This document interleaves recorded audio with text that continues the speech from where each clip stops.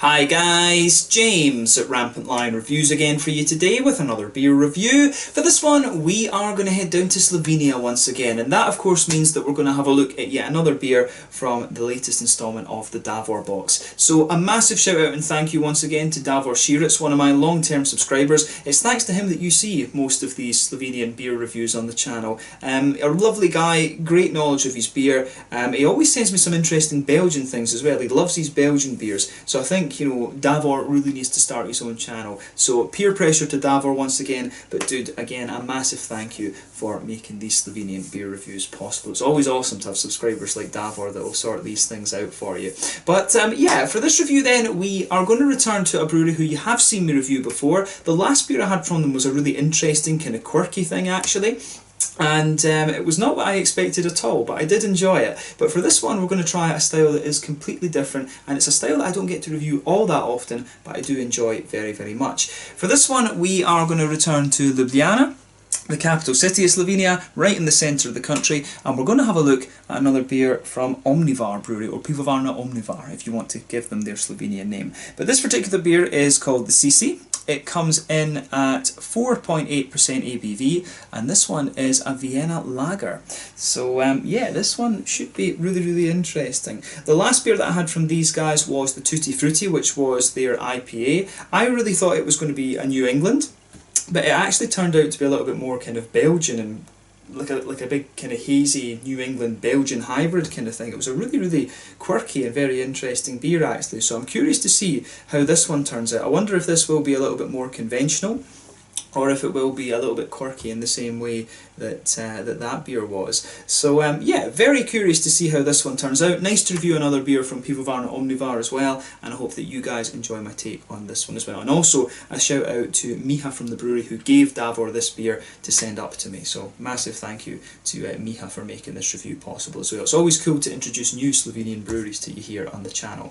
But yeah, as always with my reviews then, I'll tell you a little bit about the brewery before we taste the beer. If you want to get straight to the tasting, just fast forward. All the usual links are in the video description below. That's the brewery website, the link to my other reviews that I've done from Pivovarna Omnivar before, and you will see a few more beyond this one as well. There's all the usual social media down there. If you want to see more reviews, do please consider subscribing to the channel. The whole channel of course has a geography based tagging system, so you can go into the homepage and search for beer based on country, city, state, county, province, prefecture, whatever it is you're interested in. Do check out the playlists of beers from different countries. There is one there for all the Slovenian beers that I've reviewed for you, and that's being added to regular at the moment. Again, thanks to Davor for that, and as always, please do get in touch and let me know some of the other beers and breweries that you guys would like to see me review. It's always great to hear from you guys that are watching the videos, and the support that you show the channel is hugely appreciated. So anyway, to tell you a little bit about Pivovar Omnivar once again then. So as I mentioned to you already, Pivovarna Omnivar are based in Ljubljana, the capital city of Slovenia, right in the centre of the country, and it was founded back in 2017 by two homebrewers. This is Miha Kovac and Jure Vesligai, if I'm pronouncing his name right. Probably not. But Miha came from a background as a veterinary doctor, while Jure studied geography, and he actually left the company early on to work in beer factory in Switzerland, and then also he worked at Pivovarna Tectonic in Ljubljana as well. And you've seen me review a couple of their beers before actually. I do need to try and review something else from them at some point fairly soon. But the name of this brewery, Omnivar, is actually kind of twofold. So Omni, it comes from Latin, the word means everything, while var comes from the Slovenian word for brewery, Pivovar, or Pivovarna, but it means that they basically brew every style. They want to produce a lot more collaboration beers in the future as well, and try out lots of different styles. And if you look at their core range at the moment, they have a stout, they've got a Dubel, they've got a kind of New England type IPA, and then they've got a Vienna lager. So for those four beers to be their four main ones at the start, it kind of shows you that they are willing to experiment and just, try different things. But these days they produce around 550 hectolitres of beer per year, and as of October 2020, when I'm filming this review for you, they've produced 15 different beers according to Untappd. But yeah, Davor told me that these guys are a really nice brewery. They've always got quite quirky beers, and the last one that we tried, the Tutti Frutti, certainly was quite quirky actually. So as I said, very, very curious to see what this one has in store for us. This was the one that I actually asked Davor to get me, because we were talking about what beers to put in the next box, and it was this one that I asked him to get. And the guys at the brewery ended up just giving him one of every one for me to try, actually, or I think it was 5 different beers we ended up with from Omnivar this time. So again, thank you to Miha for making these reviews possible, and yeah, I'm curious to see what this one turns out like. But as you know, that's the end of the history part of the video. If you want to learn more about these guys, you can check out the brewery website, you can follow them on Facebook and Instagram to keep up to date with all the latest goings on, and you can of course check out the Rate Beer, Untappd and Beer Advocate pages to learn more about all the different beers that these guys have done. So yeah, let's get on and actually have a taste of this beer then. So like I mentioned to you at the start of the video, this one is a 4.8% Vienna lager. It's a style that we don't see all that often, although I had a very good one recently from Fjällhamanos Brewery on the islands just out to the east of Stockholm. It was called Cutyard Lager, for those of you watching in Sweden. I highly recommend that if you like this style. And as I've told you on the channel quite a few times recently, I have been going through a little bit of a lager phase recently, and I do think that lagers have been gaining in popularity again recently. I've really been enjoying some of these. But it tells you a little bit about the beer on the side here. It says, not all lagers are yellow, fizzy and flavourless. Some are quite the opposite, just like the one you're holding right now. And drinking, we presume. Named after the Empress Elizabeth of Austria, because of course remember Slovenia was part of the Austro-Hungarian Empire for a long time.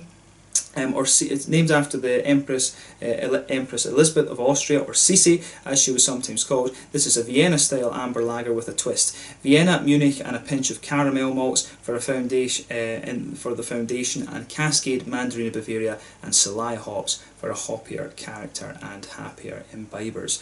So yeah, I think this one will be pretty nice actually. Mandarina Bavaria, of course, we know is about 8% alpha acid, lovely German hop with a nice oily orange character. Cascade, the classic American IPA hop if you like, and then Celaya, a nice kind of bittering hop if you like, a nice sort of slightly spicy bittering hop if I remember rightly from Slovenia. But yeah, really nicely presented. This one there you can see at the top of the bottle, Omnivar Brewery, symbol, or Pivovarna Omnivar as we would say. And there you can see the Princess Sissi as well actually. But yeah, lovely symbol for this one there. You can see the bottle cap there. I'm not sure exactly what the symbol is supposed to mean. I'll need to ask them about that before we film the next review actually. But yeah, nicely presented beer once again. This is a half-litre bottle, 4.8% ABV. So without further ado, let's get this guy out and we'll get on with the tasting. And we of course have my Pilsner Urquell glass for this one, my tanker that I love drinking the lager beers out of. But yeah, oh, that's gone a bit. Oh. Just a little bit excited there. Happens sometimes when you're doing these beer videos. There we go. It wasn't too bad actually, just a little bit of excitement there, but there we go. Let's get this guy poured then, and we'll get it out and into the glass. There we are. Thought I could take my time with this one, but obviously no. Oh, but this is going to be a lovely pour. Look at the head on this beer already. Lovely. And I have to say, that is exactly how you would want a Vienna lager to pour. Look at this. Yeah. Awesome. But yeah, half-litre bottle, this one, like I said. I don't know what you would actually pay for this in Slovenia, so I can't comment on the price, because like I said, this beer was given to Davor to send up to me.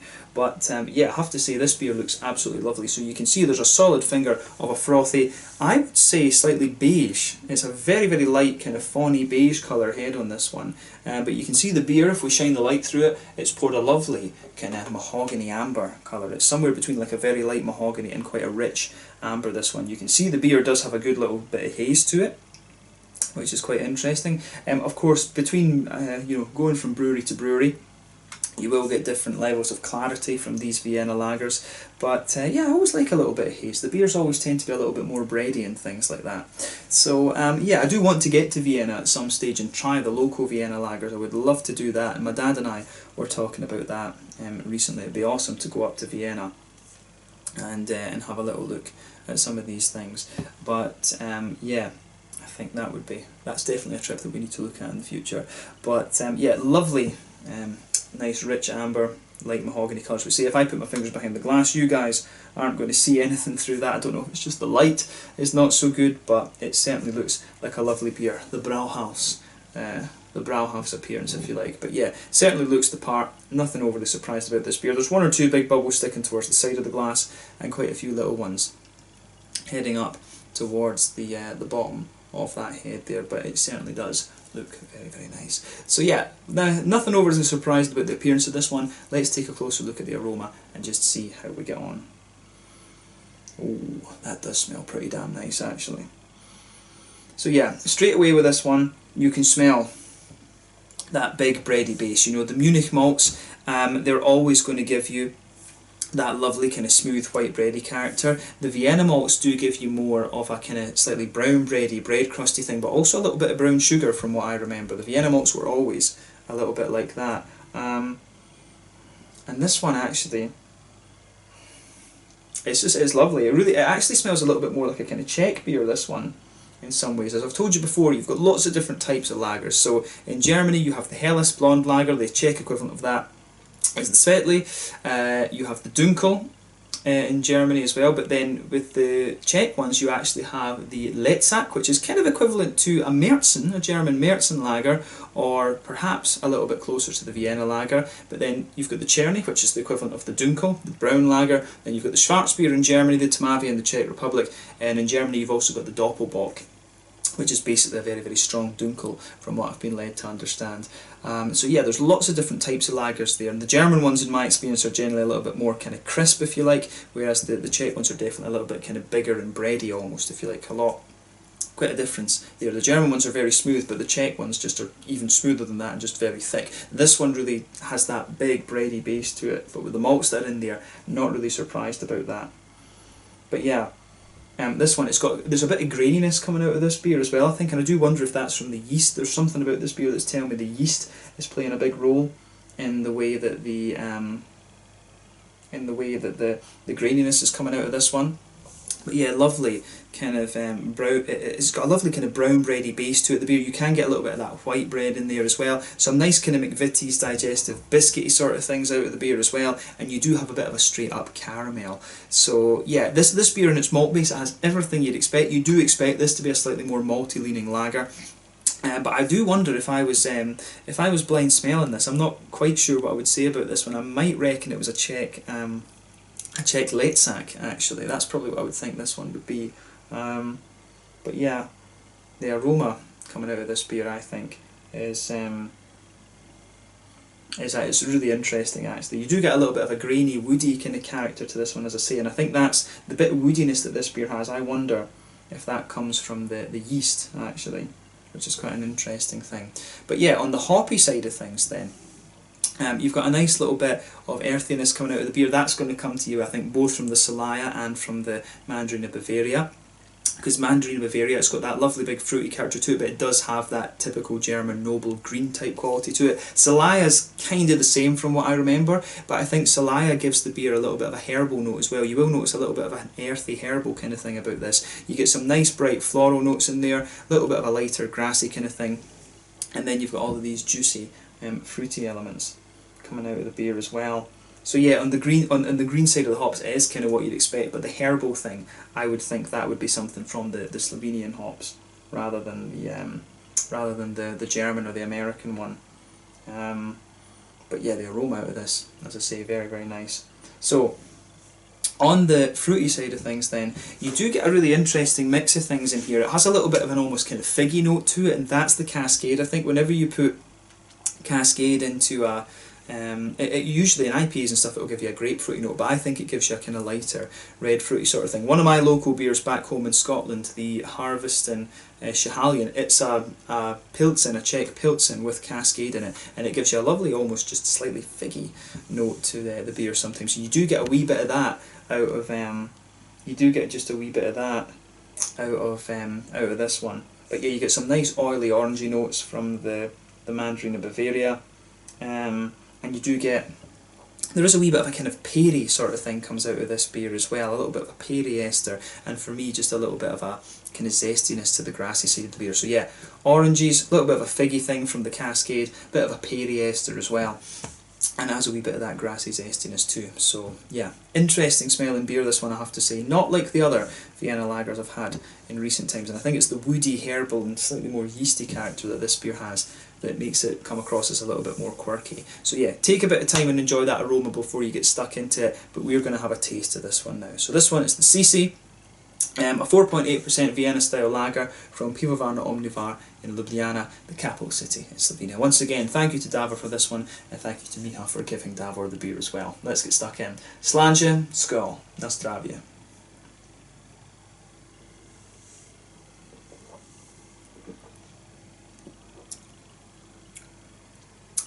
It's interesting.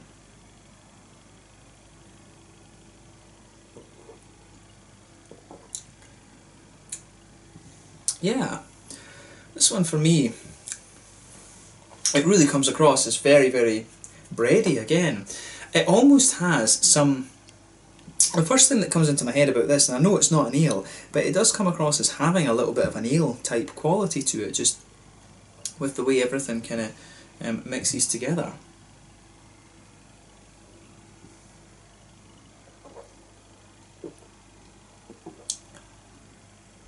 But yeah, it's a nice beer. That, what I'll say is, this is one of the thicker lagers that I've come across recently for sure.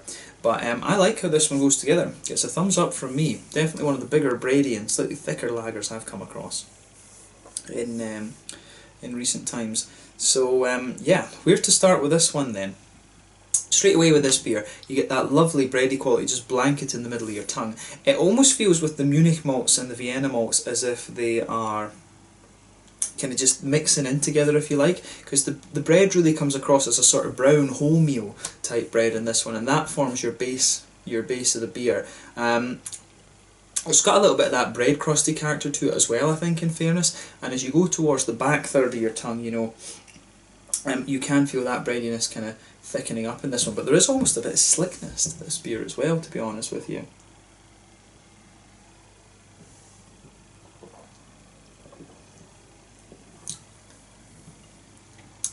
There's definitely a bit more kind of yeastiness on the kind of back third of your tongue there. You can feel that bready quality. As I said, I feel like I'm saying this in a lot of reviews recently, but on the back third of your tongue you can really feel that thickness, that bready thickness, just kind of thickening up a little bit. And you do get, there is a sort of woody element to it as well, which is kind of interesting. That's what makes me say that the beer has just a little bit of an ale type quality to it, because that woody kind of thing that you get out of this one, it really just reminds me of some of the... It almost reminds me a little bit of some of the New England IPA yeasts and stuff that are out there these days.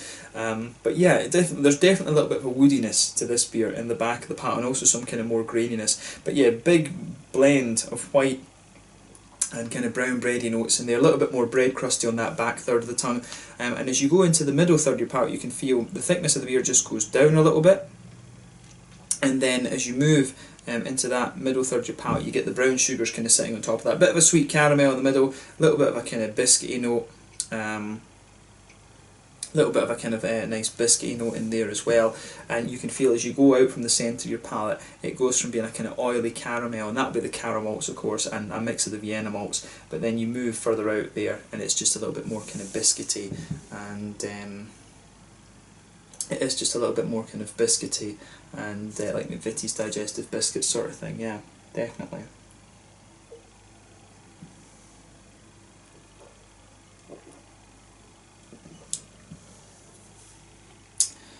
Yeah, really interesting beer, this one, I have to say.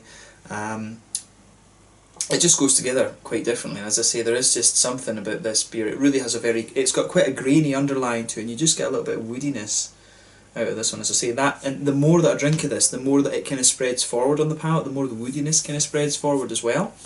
So definitely quite a quirky Vienna lager, this one at the same time. It's different from the other ones I've had recently. But yeah, onto the hoppy side of things then. Back corners of the palate, you've got a nice little bit of earthiness there. It's quite prominent as well, so I wonder if some of that earthiness is coming from the yeast that's in this beer. This is a beer that really tastes like it's got a slightly different yeast in it. I think that's what the focus, pardon me, of this one would be. And that was kind of the same with the Tutti Frutti as well. I think it would be the yeast that's making a lot of the kind of quirkiness to this beer. Maybe they've got their own kind of house yeasts that they develop and like to use. I wonder if that's what these guys are doing.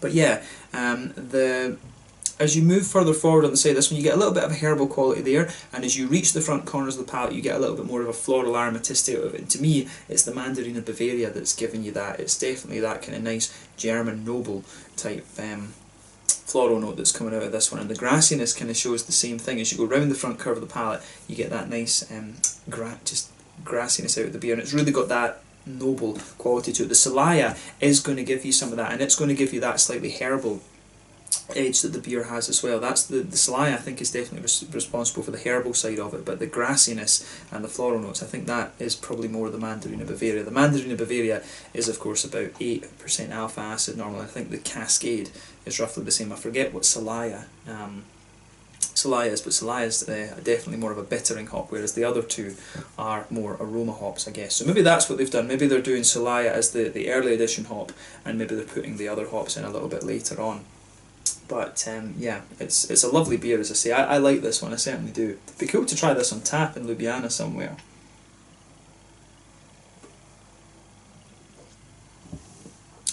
But yeah, on the fruity side of things then, as I always say, in that front third of your palate you get that nice oily bubble where the juicy fruity esters just roll their way out of the beer. And if you go towards that border between the kind of front third and middle third of your palate, you do get a bit of an almost kind of brown bready, cakey kind of edge to the beer.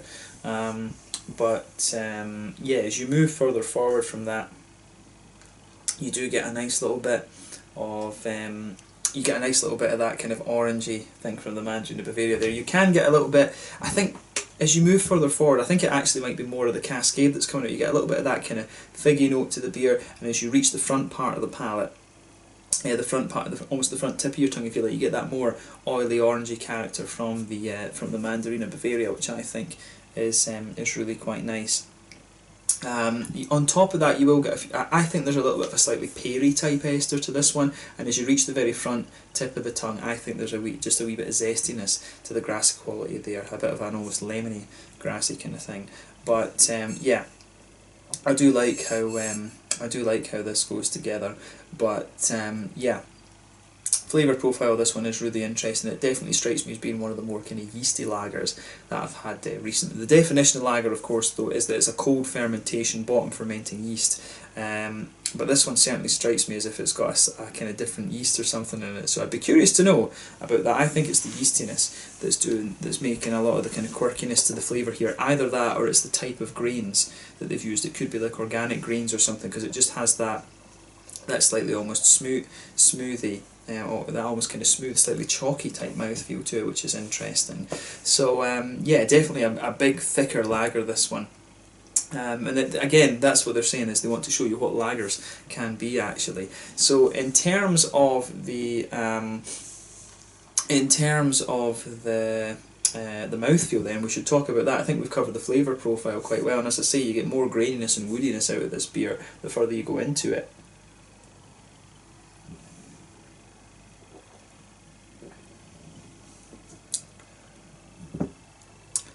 Yeah, this one is definitely,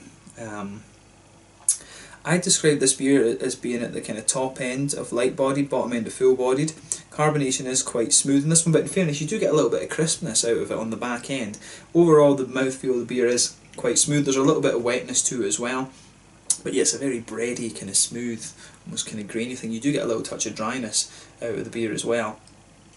But yeah, as you go further forward with it, you'll get a wee bit of bitterness. I think this beer is maybe about 20-ish IBUs, something like that. It doesn't strike me as the most bitter, but you do get a bit of bitterness from the earthiness in the back corners of the palate, and a bit of the grain. I think you get a bit of bitterness from the grains in this beer as well. But yeah, a wee bit of sweetness builds in this one too. You get a little bit of sweetness right in the middle of the palate, and there's some nice juicy, slightly oily fruity characters in this one. The malt base overall, a bit of sweetness, as I say, but I think it's the graininess that really takes over this one as you go further into the aftertaste with it. But yeah, a very quirky and really interesting Vienna lager for me. Definitely one of the more kind of grainy, brown bready examples that I've had of this style. So take a little bit of time with it and just enjoy it, because it's really interesting. As I say, I need to investigate the Vienna lager style a little bit more, because it's one that I would like to become a little bit more familiar with, particularly the Austrian examples. But we might have the opportunity to do that early on next year. I've got someone in Austria who can potentially send me up, organise a package for me, so we'll see about getting that sorted. But yeah, let's leave it at that for this one. So once again, thank you for watching my beer reviews. Thank you again to Davor and Miha for making this review possible. I hope that you guys enjoyed this one. pardon me, a really interesting Vienna lager, this one. So give it a go for yourself and see what you think. We've got a Double and a Stout to review from these guys, and also a Paleo that I'll need to take a look at as well.